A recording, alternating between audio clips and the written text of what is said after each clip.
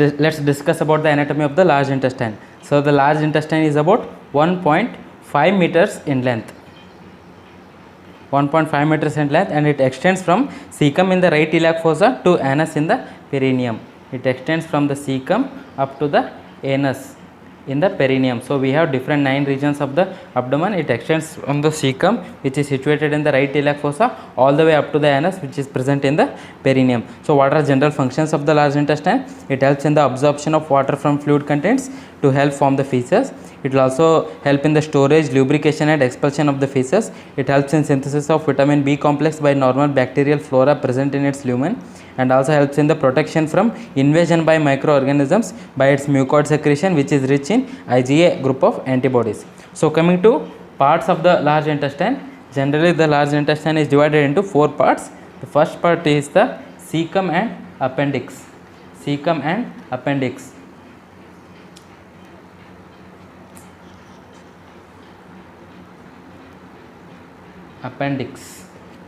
Cecum and appendix. And the second part is the colon, third part forms the rectum, and finally we have the fourth part of the large intestine, which is the anal canal.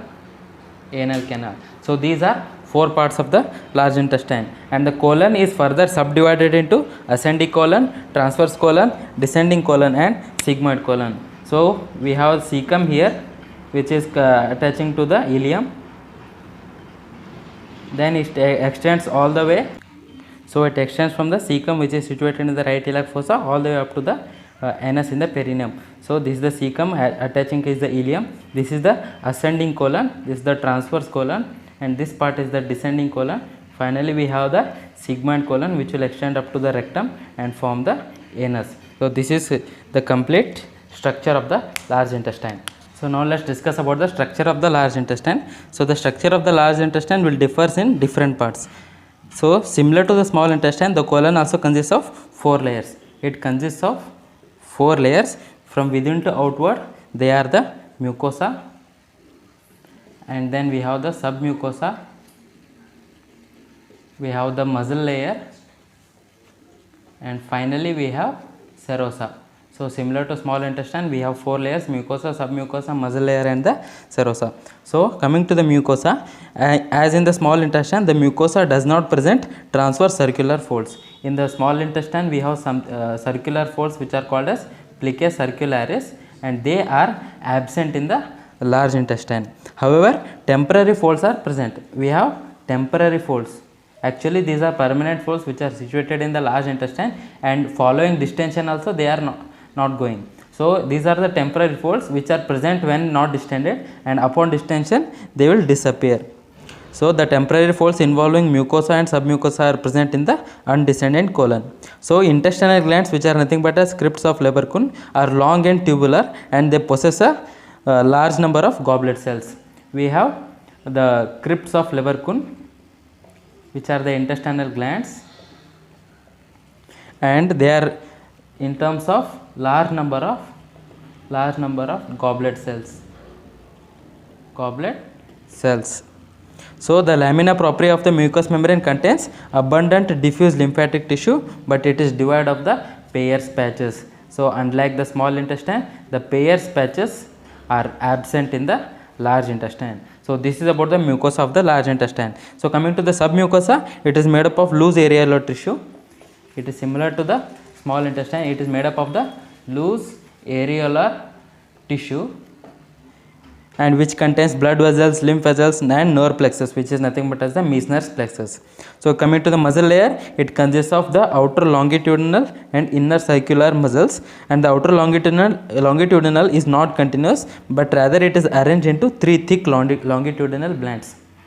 3 thick longitudinal bands are formed by the muscle layer. 3 thick longitudinal bands, and they are called as the tinea coli.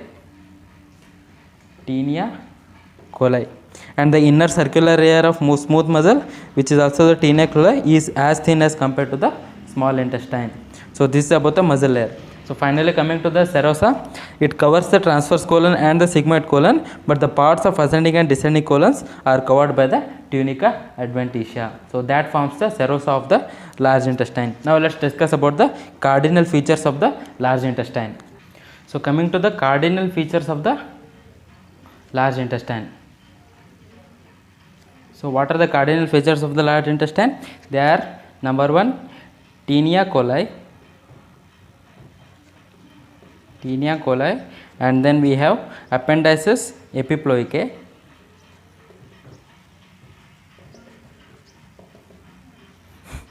and then we have saculations or hostrations. Saculations, or they are also called as the hostrations of the large intestine. So these are the 3 distinguishing cardinal features of the large intestine. Coming to each one of them, so coming to Taenia coli, these are nothing but as 3 ribbon-like bands of the longitudinal muscle cord. These are the 3 ribbon-like bands of the longitudinal muscle cord.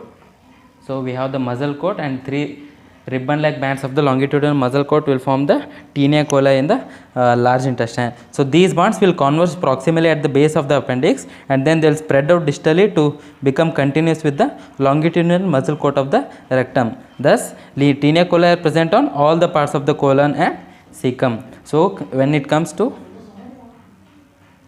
the large intestine, we have Taenia coli in this way, 3 longitudinal muscle bands. This forms the Taenia coli. So coming to appendices epiploicae, these are nothing but a small box of visceral peritoneum filled with fat.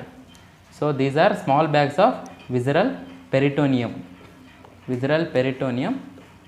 and they are filled with fat. Thus they are absent in the appendix, rectum and anal canal. So appendices epiploicae are absent in appendix, rectum and anal canal, and the appendices epiploicae are most numerous on the sides of the sigmoid colon and also along the posterior surface of the transverse colon. So just to the lateral to the Taenia coli, the appendices epiploicae containing fat will hang like this.